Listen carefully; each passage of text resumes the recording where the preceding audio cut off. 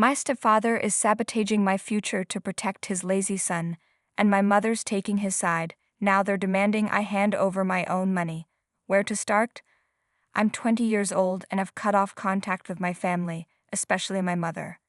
The others don't matter to me. Everything began 2 years ago when I got into a prestigious university. It was the happiest day of my life. I had worked tirelessly for years, sacrificing my sleep, social life, and even my mental health to ensure I had the grades and extracurriculars needed to get accepted. Getting into a top university wasn't just about prestige, it was about proving to myself that all my hard work was worth it. I was ecstatic, and when I told my mother, she was thrilled, dancing, and hugging me. However, her husband and his son weren't thrilled. The family dynamic is a bit complicated. My father passed away when I was 12, and 3 years later, my mother remarried this guy. Let's call him John. He always wanted me to call him Dad, but I just couldn't. John never really liked me. He's the kind of person who thinks the world revolves around him, and his main priority has always been to make sure his son Billy didn't feel less in any way. Billy is a year older than me, but a complete slacker. Like his father, he didn't work, study, or have any future plans. He simply lived off our parents. I didn't care what he did with his life until John started playing dirty to keep me from achieving my dreams, and that's when the conflict began. When I told them about my acceptance, John gave my mother a strange look, and all her excitement vanished as he sat down next to her. I asked what was wrong, and he said, "It's just surprising that you got accepted so quickly." Then, with a doubtful tone, he asked when I had applied and how I planned to manage the costs. I replied, "My father left money for my tuition. I'm going to use that." He looked at my mother and said, "Oh, that money. You should have informed us of your plans." I wasn't in the mood to argue, so I answered politely. I didn't have high hopes of getting accepted. It wasn't easy, so I wanted to wait for the results before telling anyone. He didn't seem satisfied with my response, and continued to question me as if I were being interrogated. I told them the dates I'd be leaving, and asked my mother to settle my fund as soon as possible. Since I was born, my father had set aside money in a trust for my tuition. After his death, it was left under my mother's control until I turned 18. John and my mother were less than thrilled. In fact, they were completely against it. They didn't see this as a life-changing opportunity for me. They saw it as a threat. The next morning, my mother shyly suggested I consider enrolling in a nearby community college, and dropped the idea of going to such an expensive university. Naturally, I got upset and asked what was going on. She kept giving me the same response. "I'm just scared of sending you so far away." No matter how much I pressed, that's all she'd say. I broke down. Who wouldn't? Instead, she asked me to give up on my dreams. Finally, she broke down herself and admitted, "He's worried Billy would feel hurt." I lost it, yelling, "Why on earth is he trying to control my life?" John entered the room at that moment, and I realized he had been eavesdropping. He said he was proud of my achievements, but, as parents, they needed to be fair to both children. He said it wasn't fair for me to go to a top university while my brother went to a community college. I was speechless.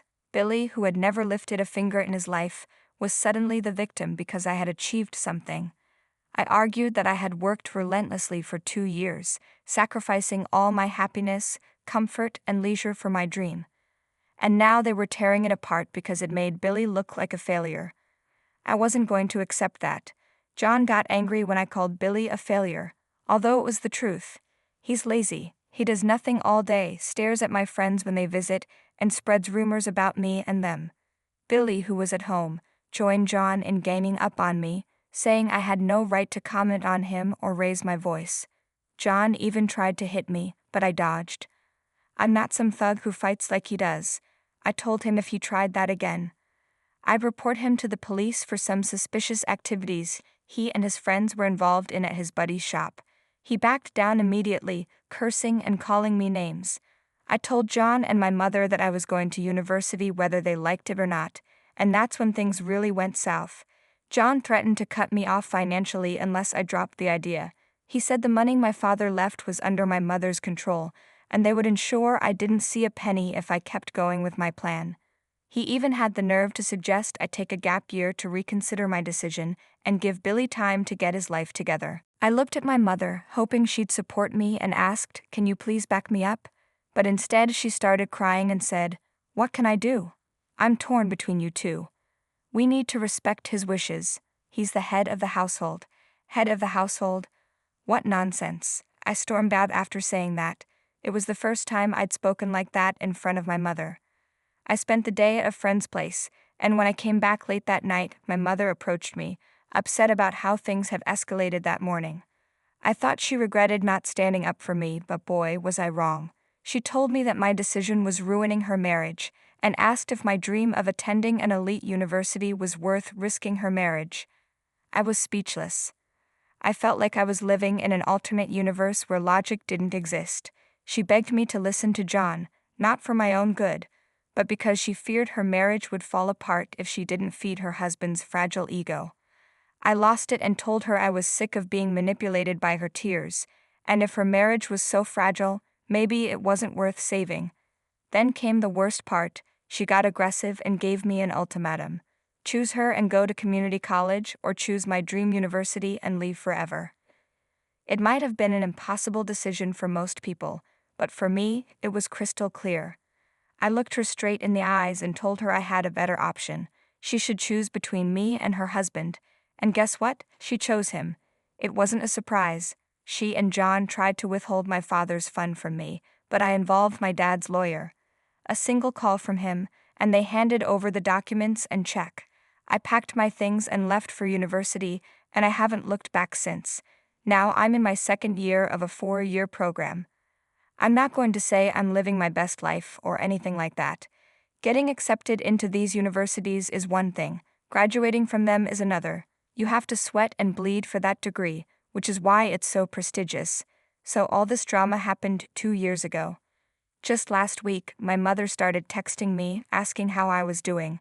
Yesterday, she told me she'd come to visit.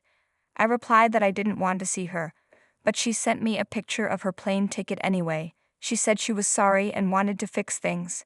Now I'm confused. Part of me wants to ignore her, but the innocent, naive part of me wants to confront her, hear what she has to say, and maybe even ask about her toxic marriage.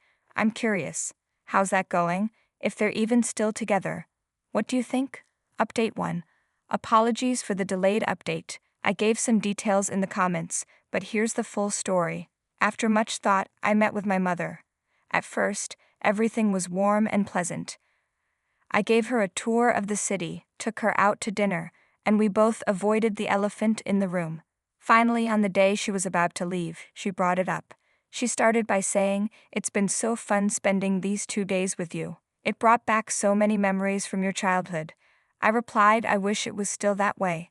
Everything was so good when Dad was around, even after he was gone. I still enjoyed spending time with you when it was just us." She interrupted, "Yes, but we have a family now, and we should all respect each other. It would have been so nice if John and Billy had come with us, and we could have enjoyed it together as a family." At that moment, my perspective on her changed completely. I wanted to stop her right there, but I decided to let her continue to see where this was going. She continued, "John loves you as much as he loves Billy. He was upset because he was scared to send you so far away. There was another reason he opposed your tuition. He wanted to use that money to fund his business, but I didn't give it to him. I gave it to you.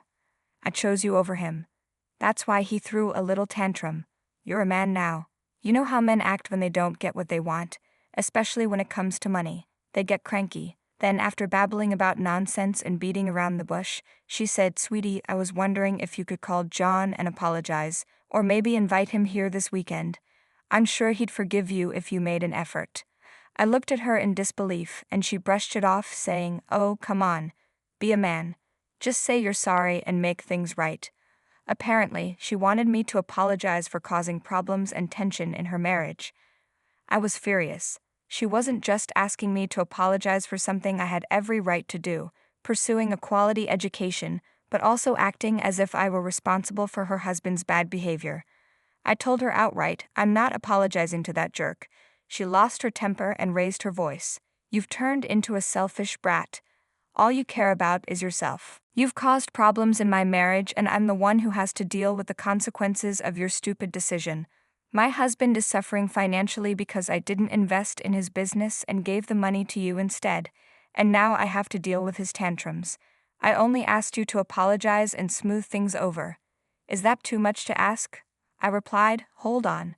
You didn't do me a favor by giving me my money. That money was rightfully mine. Dad saved it for me, and it's in his will. You either need some guts or get a divorce if your husband is making your life so miserable.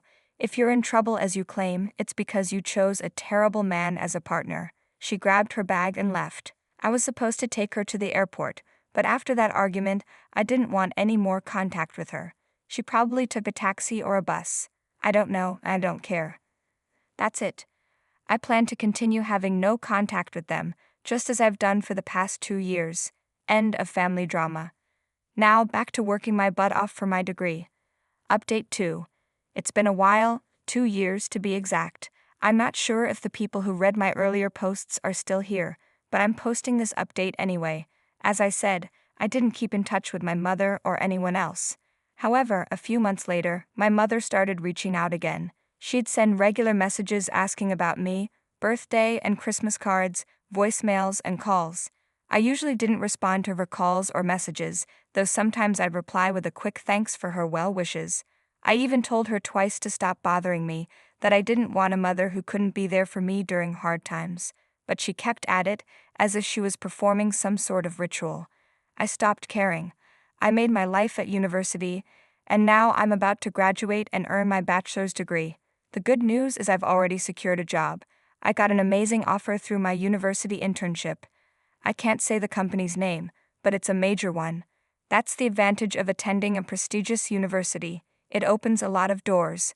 I'm on my way to building a good future for myself. But as always, my mother isn't far off, trying to inject her drama into my life. As my graduation day approaches, my mother has been bombarding my phone, asking for an invitation. Apparently, she and John want to attend my graduation to celebrate my success, in her words. I told her flat out no, there was no way I'd let the people who actively tried to sabotage my education show up and pretend they'd supported me all along. They don't deserve to share in my success after doing everything possible to prevent it. She didn't take no for an answer and kept pushing for an invitation. Her messages ranged from sad, saying she couldn't believe I didn't want her there, to trying to guilt-trip me, saying she's my mother and raised me as best she could. But I didn't buy any of it. She says seeing my graduation is like a dream come true for her, and that I'm denying her that moment of happiness. But I didn't budge. Now my finals are over, the results are in, I got the job, and my graduation ceremony is this Friday. I didn't tell my mother about the job, but last week, a friend of mine posted a story congratulating me on the offer, and I shared it on my Instagram. That's how they found out. Since then, John has been calling me nonstop, without sending any messages, just calling. I ignored his calls for a while, but then I thought, I'll confront him. I answered, and he got straight to the point. Summing up, he said, "Kid, I don't know what game your mother is playing. I don't understand it, and I don't care. All I know is you owe me the money you took. You used up all the money we had for college. I needed that money for my business, and your mother gave it to you. I hear you landed an impressive job, so now I want you to give me that money back." I laughed in his face. Well, not literally, since it was a call. I told him, I don't owe you a cent. That money was my father's, and no one has any right to it. Not even my mother. He lost it and yelled, "Then why did your mother tell me she had so much money when we were dating?" I asked her to put it in my business, but she kept putting it off, and then she gave it to you. I was done listening to him. I yelled back, "I don't want to be in the middle of your problems. They don't concern me, and I don't care. All I know is I don't owe anything to anyone. That money was rightfully mine, saved by my dad, and it's in his will." He started cursing my mother and said, "I have no idea what that woman's plotting. She's been telling me she's been spoiling you, and wants to attend your stupid day to get her money back. But my patience is wearing thin. I don't want to waste my time at your event. All I want is the money." That revelation hit me like a punch in the gut. So my mother had been trying to manipulate me emotionally. Not happy or proud of my success, as she claimed, but doing everything to get me to give her the money to hand over to John. I didn't say anything else and just ended the call. He called me several more times, but I didn't answer and eventually blocked him. I also blocked my mother, but before I did, I sent her a message saying John had exposed her true intentions, and I didn't want to call her mom anymore. I was in a daze for the next 2 days. My mother is submissive and can't stand up to John or Billy for their nonsense, but I didn't know she was so manipulative that she'd go behind my back and try to deceive me for money. I'm glad I didn't fall for her act all this time. Update 3. Sorry for not updating as often. It's been difficult with everything going on in my life now. Work has been hectic, and nothing significant happened until recently that seemed worth an update. To give you an idea of the timeline, it's been 7 months since my last update, since the conversation with John and my last message to my mother. Everything had been quiet. I graduated, though none of my family was there to cheer me on, only my friends. I started my career, am financially stable, and am happy with the choices I made for myself. I thought the family drama was over for good, until my mother showed up at my office. She didn't know where I lived, but she found out where I worked and showed up there. I had to see her since she was waiting in the lobby. She started crying when she saw me and hugged me. I wanted to push her away, but I avoided any confrontation at work. I took her to a nearby cafe. She insisted I take her to my place, but I refused. She told me that John had divorced her because she couldn't get the money back from me, and now she was alone and wanted to rebuild our bond. I was shocked by how convenient it was for her to contact me, expressing her desire to reconcile as if nothing had happened. I confronted her about what I'd learned from John. She said, "Sometimes people lie to save a relationship, but that doesn't mean I went behind your back.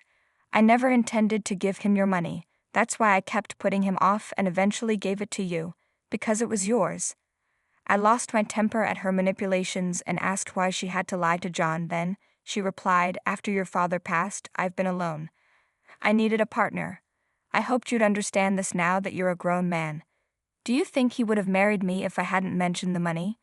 Do you think he would have stayed if I told him I wouldn't give him the money? I did everything I could to keep the family together." I looked at her, wondering if this was the same woman who gave birth to me, raised me, and whom I once loved so much. I told her, "You did nothing for the family. There was no family. Our family ended the day you brought that freeloader into our lives. You did everything for yourself because you were afraid of being alone." She started crying, saying marrying John was the worst decision of her life, and that now that they were divorced, I should give her a chance. I reminded her of all the times she chose him over me. She didn't betray me just once. She did it repeatedly. When I needed her most, she sided with the man who tried to ruin my future. I told her I was done, that I no longer trusted her. She made her choice years ago, and now she has to live with it. I'm not responsible for her loneliness or poor choices. I have my own life to live, and I'm finally at peace. She said she came to see me with great hope, and that her heart was now broken. I got up and said, "You reap what you sow." I returned to my office and told reception not to give my address or any details to anyone who came looking for me. I don't feel bad for cutting her off. She's my only family, but sometimes you have to make hard decisions to protect yourself. Update 4. This has been a quick update, but I felt I should post it because many of the questions I've been receiving are repetitive, and I'm tired of answering them individually. So I thought it would be better to post an update answering everything in one go, especially regarding my stepfather's business, as it has generated a lot of curiosity. So to begin, my stepfather's, or rather my ex-stepfather's, business was pretty simple, but in my opinion, entirely unnecessary. It was a kind of birthday party planning service. In other words, if you wanted to throw a birthday party but didn't feel like planning it, he would handle everything for you. Sounds unnecessary? That's because it was. We weren't in a big city or a market where ordinary people needed such services. We didn't live somewhere with celebrities or people with tons of money. So few people were willing to hire someone just to organize a birthday party. The business was small because it was essentially a one-man operation. Sometimes his son, my stepbrother, would help, but not much. It wasn't profitable, which shouldn't surprise anyone. That's why he wanted my money. His idea was to expand the business, not just for birthdays but also for other events like small weddings, anniversaries, and such. He also wanted to buy equipment like lights, sound, and decor to offer full services. This is something I hadn't mentioned before, but now I can discuss it openly since he's no longer part of my life or family. Many of you have also asked about my stepbrother and his activities. Well, my stepbrother and his friends would hang out in a car workshop owned by one of them. The shop had a questionable reputation because not all the work they did was strictly legal. You know, Things a legitimate shop wouldn't touch with a 10-foot pole. For some reason, my stepfather always hoped his son would leave that kind of lifestyle and get his act together, but I never saw him do anything about it. Occasionally he'd work in the shop, but it wasn't stable. Nor did he aspire to do something bigger. It's not like he'd give it up to find a real job or go to college. And the most disappointing thing about all this is that my mother knew all of this. She knew exactly who John was and who his son was. She knew they didn't have the best intentions and that his business was going nowhere. And still, instead of supporting me and putting her own flesh and blood first, she chose to side with them. That's the part that hurts the most. Any decent mother would have ended that marriage immediately. She shouldn't have married a man like that to begin with. But after much thought, I believe my mother has always had this emptiness since my father's death. Instead of seeking professional help to cope with her grief and loneliness, she decided the best solution was to find a replacement. Unfortunately, the replacement she chose was John. I hope this clears up many questions and saves me from answering them one by one in the comments.